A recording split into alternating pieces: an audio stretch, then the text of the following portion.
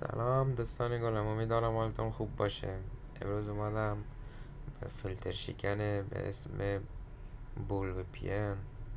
فیلتر شکن خوبیه، سرعت خوبی داره برای سوشل میدیا، یوتیوب و خصوصا اینستاگرام. سرعتش خوبه، قابل قدره. خب الان که تا اینجا میبینین یوتیوب هم مثلا باز نمیکنه، بالا نمیاره. همچنان تلگراممون باز نکرد. خب این فیلتر شکنمون که گفتم به اسم بول وی پی ان. بول وی پی ان سرعتش خوبه اما متاسفانه یه بدی داره، وقتش کمه. باید ایمیل بزنی، باید ایمیل تو جیمیل یه کانفرم ایمیل میفرسته، باید اونو تایید کنی تا این فعال بشه. خب سرورهای زیادی داره، مثل آمریکا داره، مثل ویتنام داره، مثل انگلیس داره.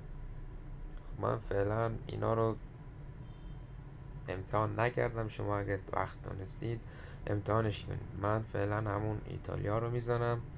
ایتالیا خوبه نسبت به بقیه سرورها، زود وصل شد که من زدم. الان میبینین خیلی زود وصل میشه. اینطور میبینید این کنکت شد. فعلا باید ستینگشو باید درست کنید. ستینگشو همون آی پی آدرسشو بذارید، آی پی وی 6 بذارید. بولگاردش هم سر نان بذارید. پروتکل یو دی پی همون که من موندم 53 بود داره، همونجوری تنظیمش کنین درسته.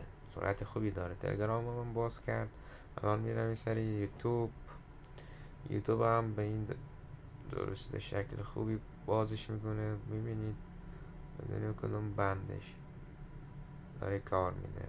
خب اینم خودم پیداش کردم، اینو جای دیگه نمیتونید پیدا کنید، مثلا اعلاناتی چیزی داشته باشه بگردید. این فقط مستقیم برو از فروشگاه دانلود کنی. خوبی داره، برای iOS هم هست، iOS هم کار میده. با بالاترین کیفیت ویدیو رو هدیه کرده، داره کارم میکنه. لایک و سابسکرایب هم نکردین فدا سرتون، اشکال نداره. منم همینجوری میذارم چون دوست دارم ویدیو بذارم تو یوتیوب. خب اینجوری باید کانفرم ایمیل براتون میفرسته، باید اون اکتیو بزنین. مثلا اکتیو مای اکانت رو بزنین، ایمیلتون درست میشه. مدتش هم 2 روزه. بعد 2 روزه ایمیل دیگه بزنید.